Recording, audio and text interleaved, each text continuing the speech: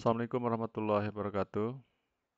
Kali ini kita akan membahas tentang contoh perhitungan tebal perkerasan lentur dengan menggunakan metode analisa komponen SKBI tahun 1987. Nah, di sini kita buatkan contoh dari hasil pengujian CBR pada ruas jalan arteri diperoleh beberapa nilai CBR titik pengamatan, yaitu 2,5%, 2,5%, 2%, 3%, 3%, 4%, 3%, 5%, 4%, 3%, 2%, 3,5%, 4%, 4%, dan 5%. Dengan curah hujan rata-rata 750 mm per tahun. Pertumbuhan lalu lintas 6% per tahun. Umur rencananya 20 tahun. Dengan tipe jalan 6 lajur 2 arah terbagi. Nah, jadi maksudnya 6 lajur 2 arah terbagi adalah tanpa median ya. Jumlah LHR pada awal umur rencana sebagai berikut. Mobil penumpang, volume lalu lintasnya adalah 1.400 dan seterusnya. Bus 450, 90, dan 43 untuk truk 20 ton. Kemudian beban sumbu kendaraan untuk mobil penumpang, beban sumbu depan 1.000 kg, belakang 1.000 kg, busnya 3.000 kg, dan belakang 5.000 kg, truk 10 ton, depan 4.000 kg, belakang 6.000 kg. Sedangkan truk 20 ton, itu depannya 6.000 kg dan belakang 2 kali 7.000 kg. Jadi untuk kasus 2 kali 7.000 kg ini maksudnya adalah bahan belakangnya itu roda ganda ya, sedangkan yang lain itu adalah roda tunggal. Nah, baik. Kemudian pertanyaannya, rencanakan tebal perkerasan lentur dengan menggunakan metode analisa komponen. Nah, sekarang kita selesaikan. Nah, jadi dalam hal ini kita akan mencari dulu nilai daya dukung tanah dasar nanti yang ditentukan dari nilai CBR titik pengamatan.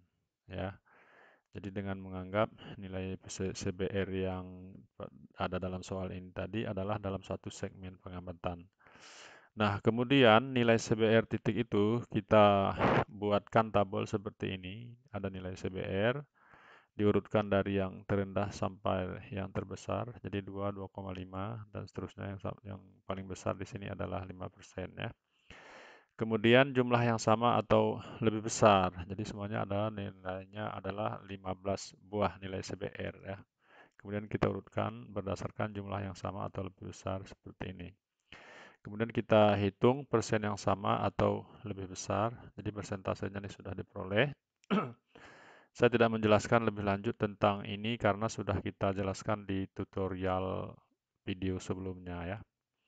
Nah, baik, kemudian kita buatkan grafik CBR dan persen yang sama atau lebih besar seperti di bawah ini. Kemudian kita ambil dari 90% ya. 9%, kemudian tarik garis horizontal ke kanan, memotong kurva, kemudian kurva kita tarik ke bawah.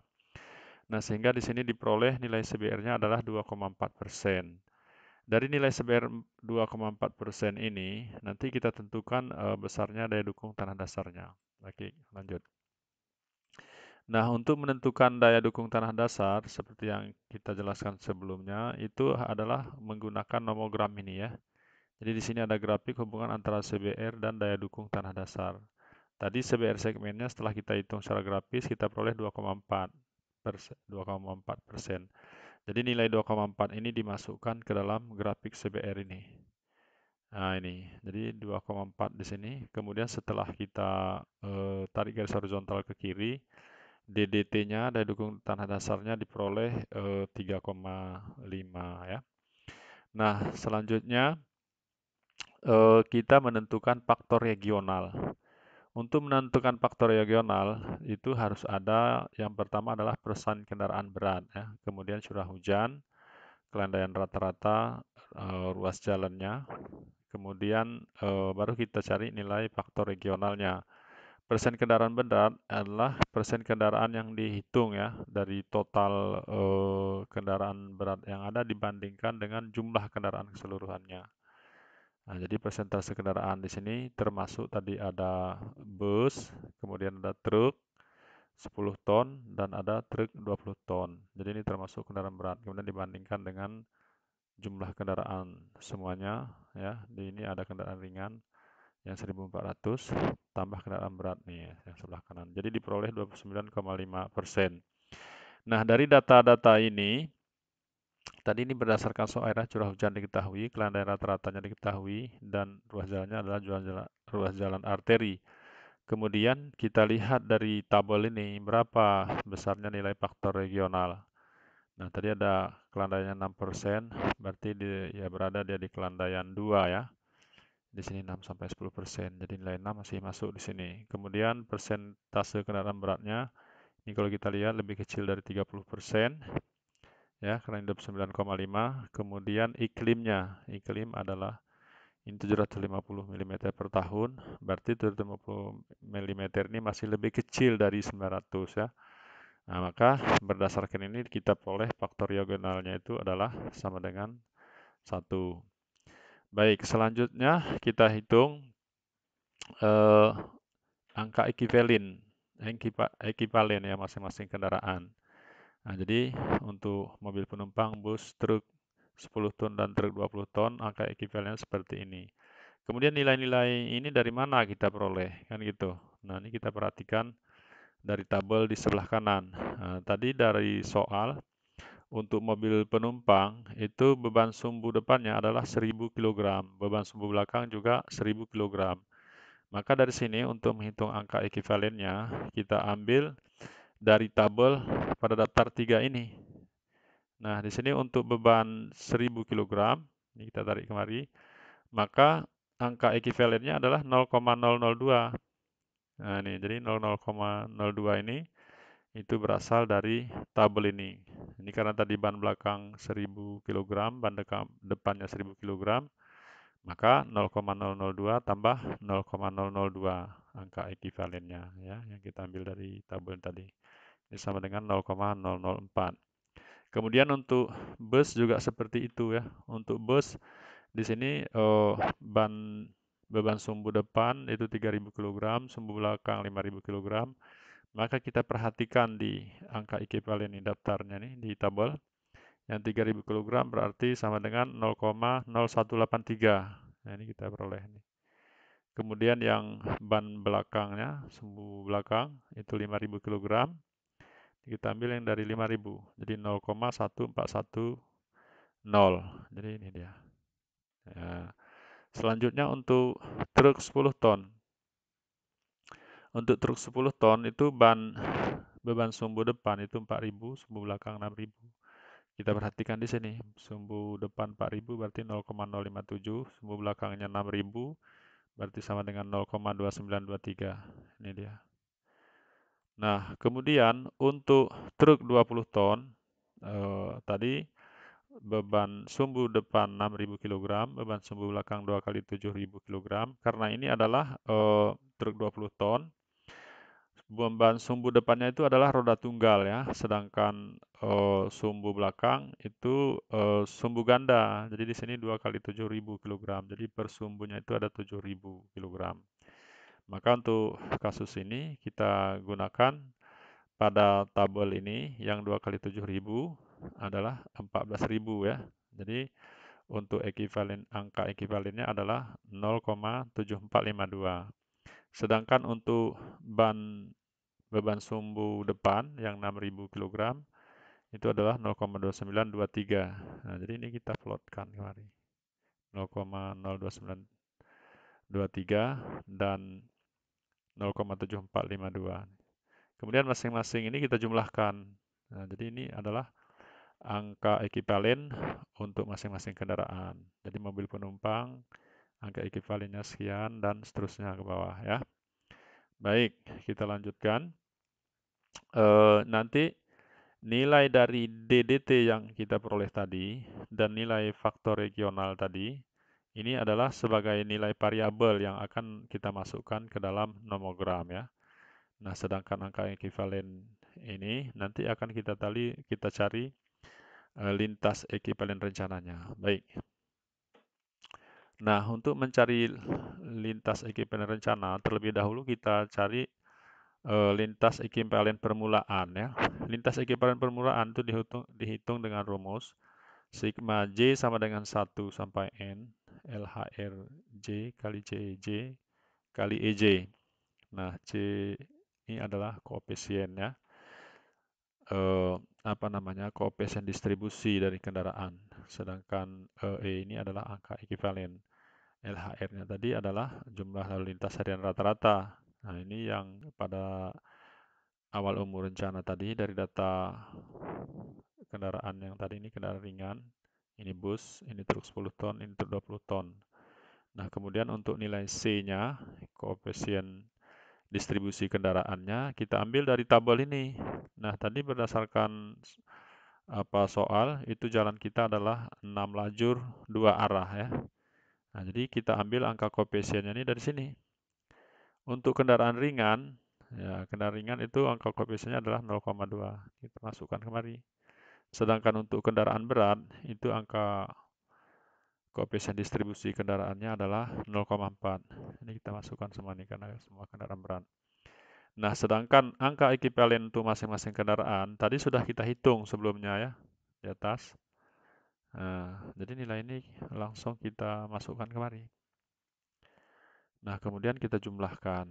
Nah, jadi sini peran sigma itu maksudnya seperti itu ya. Jadi jumlah semuanya nih, seluruh kendaraan. Kita jumlahkan, jadinya lintas ekuivalen permulaan itu adalah 60,043 kendaraan. Baik, nah selanjutnya kita hitung lintas ekuivalen akhir. Nah, lintas ekuivalen akhir rumusnya nih, sigma J sama dengan 1 pi N kali LHR ini dan seterusnya ya. Nah, jadi lintas ekuivalen akhir itu kita jadikan seperti ini rumusnya, kita substitusi dari LEP ini. LEP ini kan LHRJ kali CJ kali EJ. Nah, LHRJ kali CJ kali EJ berarti sama dengan LEP ya. Makanya di sini sama LEP, kemudian kali 1 tambah I pangkat UR. UR ini adalah umur rencana. Nah, maka untuk mencari nilai lintas ekuivalen akhir tadi tinggal kita masukkan ini tadi sigma LEP tadi, masukkan kemari. Ya, nih. Kemudian dikali 1 tambah pertumbuhan lalu lintas 6%. Jadi 6% harus kita rubah menjadi 0,06. Pangkat umur rencananya tadi adalah 20 tahun. Hasilnya adalah 192,566 kendaraan. Nah, setelah lintas ekuivalen akhir ini kita peroleh, kemudian kita hitung lintas ekuivalen tengah. Nah, jadi lintas ekuivalen tengah itu sama dengan setengah kali lintas ekuivalen permulaan ini tadi ditambah lintas ekuivalen akhir ini tadi. Kita masukkan angkanya ini kemari dan ini kemari. Hasilnya adalah 126,305 kendaraan untuk lintas ekuivalen tengahnya. Baik, selanjutnya kita hitung lintas ekuivalen rencana. Jadi untuk mencari lintas ekuivalen rencana, LET kali FV. FV ini adalah faktor penyesuaian ya. Jadi nilai LET sudah kita hitung sebelumnya tadi di atas. Nah, kemudian dikali dengan FV. FV ini umur rencana per 10. Jadi umur rencananya adalah 20 tahun per 10, berarti sama dengan 2 ya. Jadi kita perkalikan, maka kita peroleh nilai lintas ekuivalen rencananya adalah 252,610 kendaraan. Nanti LER ini juga akan kita bawa ke dalam nomogram ya. Kemudian indeks permukaan awal.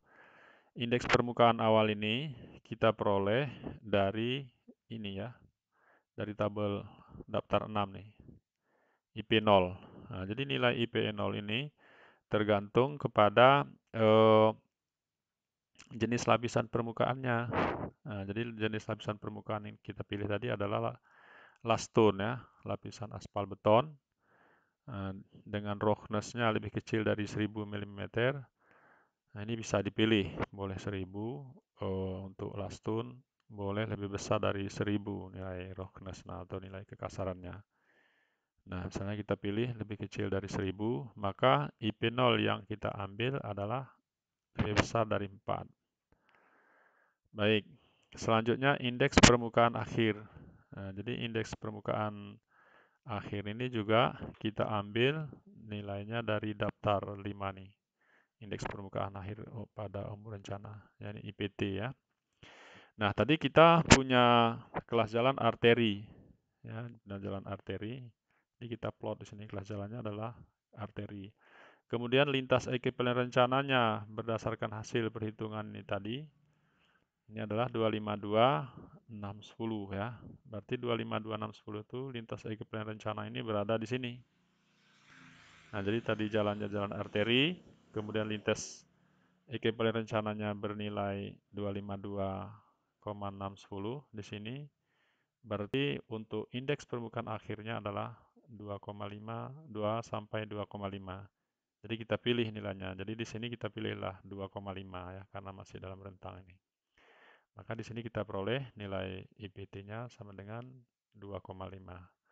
Kemudian angka ini angka variabel penting nih ya. Jadi nilai LR, lintas ekuivalen rencana, kemudian IP0, indeks permukaan awal, dan IPT, indeks permukaan akhir. Ini nilai penting yang akan kita bawa nanti ke dalam nomogram untuk mencari ITP atau indeks tebal perkerasan. Nah, jadi variabelnya kita kumpulkan ya. Ini variabel yang perlu kita input nanti ke dalam nomogram. Jadi nilai IP0 tadi sudah kita tentukan di atas. Nah, baik kita lanjutkan. Ini kita, nah dari nilai IP0 tadi dan nilai IPT, sekarang kita pilih nomogram yang sesuai. Nah, nomogramnya ada beberapa di peraturan itu ya. Jadi kita lihat nih, ini yang punya kita IP0 lebih besar 4, IPT-nya 2,5. Nanti di nomogram yang akan kita pilih, perhatikan di sini. Jadi nilai IPT-nya harus sesuai dengan IPT yang kita hitung tadi. Jadi nilai IPT-nya di sini adalah 2,5, IP0-nya adalah lebih besar dari 4. Nah, berarti ini udah sesuai dengan perencanaan kita tadi. Nah, kemudian dari situ baru kita input nilai dari DDT-nya, DDT, LER, dan faktor regional. Nah, jadi di sini ada berupa apa namanya diagramnya yang vertikal. Ini adalah DDT, ya. Kemudian ini untuk LER, lintas ekuivalen rencana, dan di sini ada faktor regional. Nanti kita input nilainya kemari. DDT misalnya, DDT berapa? 3,5. Ini kita masukkan nanti kemari. Kemudian LER, R-nya 2,5, 2,6. Ini 100, ya 200, 300, 400, 500. Berarti sekitar di sini nanti nilai LER-nya. Kemudian faktor regionalnya adalah 1 ya. Ini. Nah, jadi saat ini 0,1, 1, 2, dan 4. Jadi nanti faktor regional sini. Jadi dengan cara ini ada petunjuk di sini arah panah nih. Jadi nanti kita ikuti itu. Nah, setelah kita plot nilai DDT-nya tadi di sini 3,5. Kemudian kita tentukan di sini apa namanya lintas ekuivalen rencananya. Nanti garis ini akan memotong di ITP pertama ini ya. Nah, kemudian dari sini kita tarik lagi garis ke kanan ya. Nah, jadi ke kanan. Ini dengan faktor regional tadi 1. Nah, maka berdasarkan input nilai itu tadi kita peroleh di sini ITP-nya adalah 9,2. Nah, baik, setelah kita peroleh nilai ITP ini, maka baru bisa kita hitung tebal perkerasannya. Kita lanjutkan. Nah, untuk menentukan tebal masing-masing perkerasan itu digunakan rumus ini ya. Jadi ITP sama dengan A1 kali D1 tambah A2 kali D2 tambah A3 kali D3. ITP ini adalah indeks tebal perkerasan dari nomogram tadi. Sedangkan A1 ini adalah koefisien pada lapis koefisien kekuatan relatif ya pada lapisan permukaan. A2 ini koefisien kekuatan relatif pada lapisan pondasi atas, sedangkan A3 ini adalah koefisien kekuatan relatif lapisan pondasi bawah. Sedangkan nilai D1, D2, dan D3 ini juga nilai tebal perkerasannya masing-masing. Permukaan, lapisan pondasi atas, dan lapisan pondasi bawah. Nah, sekarang nilai yang sudah kita peroleh tadi adalah nilai ITP ya, jadi 9,2. Ini langsung kita inputkan. Sekarang A1, A2, A3 ini, kemudian D1, D2 ini, cara menentukannya kita perhatikan dari tabel ini.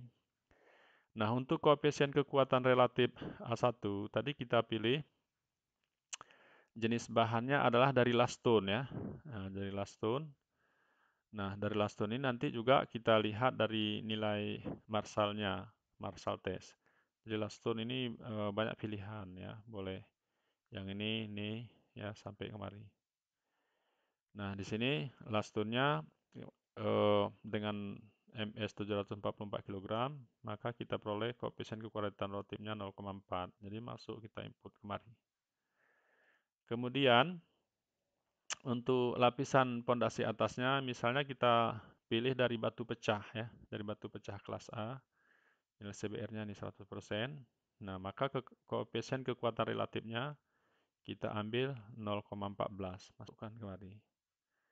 Nah, untuk lapisan pondasi atas bisa saja misalnya kita pilih batu pecah kelas B, ya, kemudian batu pecah kelas C. Nah, ini namanya perencanaan ya, sesuai dengan apa nama yang sesuai yang mana gitu kan, sesuai yang direncanakan yang mana.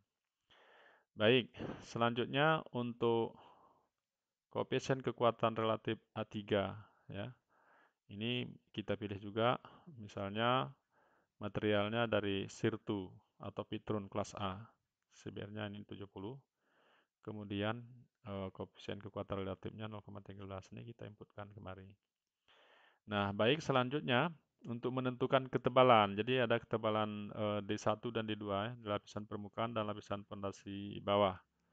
Nah, itu kita ambil ketebalan minimum ya. Nah, tadi kita gunakan laston di lapisan permukaan ya dari aspal beton, lapisan aspal beton. Maka dengan ITP yang kita peroleh tadi 9,2, maka rentang dari ITP-nya adalah 9,2. Oh, sorry, ini 9,2 berada di sini ya, di bawah ini.